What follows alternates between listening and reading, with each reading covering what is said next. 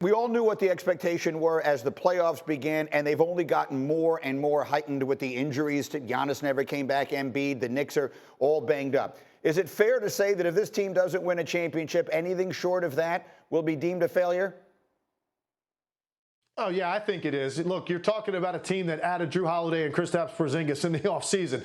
So they lose Marcus Smart, Robert Williams, their two best defenders, and they add two great defenders who are also significantly better offensive players to go with Tatum, Brown, and Derek White. Yes, you win 64 games in the regular season. You clearly have the most versatility on both ends of the floor in your starting lineup of any team in the NBA. Yes, to me, it's a failure unless Kristaps Porzingis is significantly limited, whether that's the conference finals, which I think they'll still win without him, or it's the NBA finals. If Kristaps Porzingis isn't a factor for this team, that's probably the one out that I would give them because I think he is that massively important to them.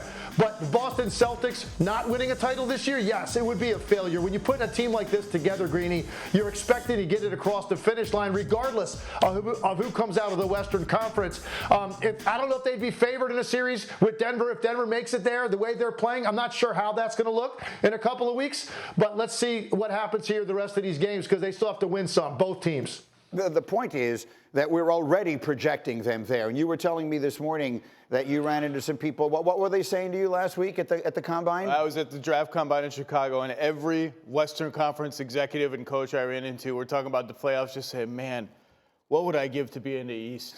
What would I give to be in the East with all these injuries? All these teams are so bad. The Magic almost beat the Cavs in the first round. And look, if the Knicks close out the Pacers, and I don't think that's a given, the Knicks have proven, like, they're going to hit you. They're going to make you earn it. But this is the closest any team has ever had to getting a bye to the conference finals. That's how bad this field has been for the Celtics in the East. But look, to your first question, there's disappointment and there's failure. If you go to the finals, everyone just saw what Nikola Jokic did the other night, right? Yeah. Like, that was a magnum opus of a performance. If you go to the finals and you lose to that team and that dude in 6 or 7 competitive games, you can be disappointed because, like Leg said, you built everything to this moment. But that's not a failure. You don't get to the finals, that's worse than a failure. That's a catastrophe. If you lose to that dude in a competitive series, you can be disappointed. You didn't meet your expectations. Failure is too strong. Fair enough. But I agree with Draymond to the extent of, yes, these two have been terrific together, Tatum and Brown. Yes, they've done a lot of winning, more than anybody else. But at some point, it ceases to make any difference. It just becomes, all right, guys, what are you going to do in May and in June? Yeah, the no one cares part I've sort of almost come to agree with. Stockton and Malone. I mean, they ran into a juggernaut, right? And Michael Jordan and the Bulls. It's sort of the same story as you're great, you get there, but you're just not good enough to overcome the greatness that you're meeting. You have to deal with that. So, like that is something that they are dealing with right now. The difference is Stockton and Malone lost to Jordan twice. This team lost to the Heat last year, in a series they had no business losing Game 7 at home. I mean, they haven't if they lose to Nikola Jokic, that's like losing to Jordan. I get that part. And they're not going to lose in the Eastern Conference. So it really is. It's almost like a bye. They lost to Steph Curry in the final. That was fair. The Warriors championship was also one. You got to think that was a dynasty team. You're right, though. In between, them not getting to the finals is part of the failure that you're concerned with. That's why this team has been so maddening, because you feel like they should be better or at least winning a championship at some point in this era. I will forever believe they were the better team even in that series with the Golden State. I picked them in all 6 games on NBA Countdown that year. Every single game I picked the Celtics to win. I was right 2 out of the 6. What should we expect it to look like now that they go into this summer of, of agita in Cleveland? Agita and the entire NBA lining up for Donovan Mitchell. Yeah, Wendy's very nice. She doesn't want anyone to freak out. It's time to freak out. Freak out time starts now. You're out. You lost. You barely beat the Magic, and injuries obviously devastated them. This is a summer of questions in Cleveland. It's a summer of questions about the coach. It's a summer of questions about Donovan Mitchell, and if Donovan Mitchell resigns or not. That might be the first domino in what could be a really dramatic NBA offseason, a player moving in a lot of different places. And even if he does sign his extension, I think that will then raise questions about Darius Garland, because that fit has just not worked the way they expected it to. And I would be a little surprised if they're both on the team next season. Fair enough. Let's talk about Mitchell for a moment here. In a world in which he does not sign, If he signs a contract extension, then the conversations change completely. But Donovan Mitchell, in a world in which he does not sign an extension, who should we be expecting to hear a lot about from you and Woj and Windy and everybody else making moves to try and trade for Donovan Mitchell this summer? I think people will be shocked to hear the name of Lakers on the ESPN airwaves today, but Lakers are one, and they can trade 3 picks in the offseason. People will scoff at the Lakers offer because they don't have like a blue chip prospect, but you throw Austin Reeves and 3 unprotected Lakers picks with how old LeBron is and how injury riddled AD has been before the season, that's valuable. Hahn will talk about Brooklyn. Miami, to me, is the other team to watch. Yes. They're always hunting around. They've been connected with Mitchell over the years. They're lurking, and they have a lot of stuff to offer in terms of picks and young players. What do you think? He fits perfect in the Heat culture, that whole thing. He fits perfect there, something to watch. But the Brooklyn thing is something you can't overlook. They're going to try because they're desperate at this point. The KD Kyrie thing was a disaster, and they need to be relevant again. They are not relevant. They want to put somebody with Bridges, and he also has talked about 2 years ago wanting to play in New York, wanting to be home. He left for prep school at the age of 16. He's never lived home since then, every single year, and he wants to do it. He thought the Knicks were going to trade for him 2 summers ago. They dragged their feet. They didn't. The Cavs jumped in and took it. And so this has been the worst kept secret in the league for the last 2 years. I don't see him signing an extension there. I don't think he really wants to stay there. He's got to be honest with them, and they have to also be honest with the future and make a decision to move on from him. So what's at stake here, Legs? Give me put Donovan Mitchell on one of these teams. Does he make the Heat a championship contender? Does he make the Lakers a championship contender?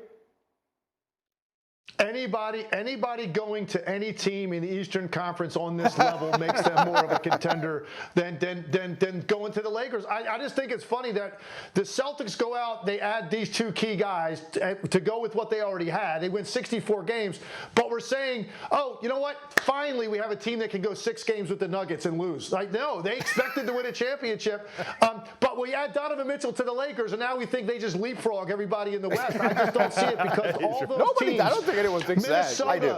Minnesota's going to get better. Minnesota will be better. Oklahoma City will be better. Dallas will be better. You've still got Denver. I just think there's too many teams out there in the Western Conference for them to make that leap and get that team to the finals or win a championship. So when they've needed him most in this postseason, Luka Doncic has been there. Game 5 last night, Game 5 in their first-round series. Last night, the 10th career game in which Luka led or co-led all players on both teams in points, rebounds, and assists in the playoffs. As you see, that's the second most in NBA history. LeBron James, by a wide margin, has the most. And so just quickly on this, because it's been an interesting series in a playoffs where not everything has made a whole lot of sense. We were talking the other day about whether the Mavericks had the look of a champion, whether Luka had the look of a champion, and then they laid a complete egg at home in Game 4. So I'll ask the question again this morning. Legler, did Luka Doncic or the Mavericks look like champions to you last night? Well, their defense did, certainly, and I thought his offensive performance did, Greeny, because he has not had a great offensive postseason. He's had 2 spectacular games when they absolutely had to have it. Both situations 2-2 on the road, and he's been by far the best player on the court in those 2 games. But his jump shot still has been inconsistent. I still think he's not 100%. So their offense has not been at the level that it's going to need to be to really challenge Denver. But their defense is championship caliber, and it's been that way for quite a while.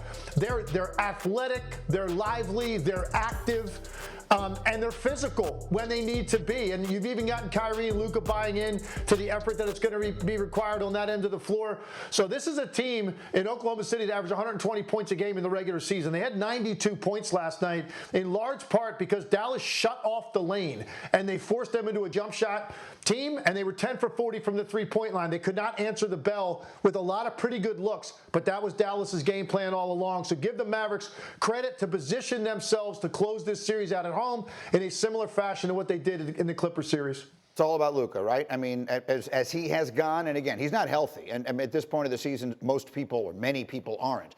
When he looks right, they look like they could play with anybody, right? Yes, but whoever wins this series will be an underdog in the next round. Let's be clear about that. But the 2 things that have stood out about Dallas is, number 1, Luka and Kyrie playing off of each other on offense, and number 2, this defense is legit. What they did in the last 15, 20 games of the regular season, people wondered, end of season NBA, that can be weird.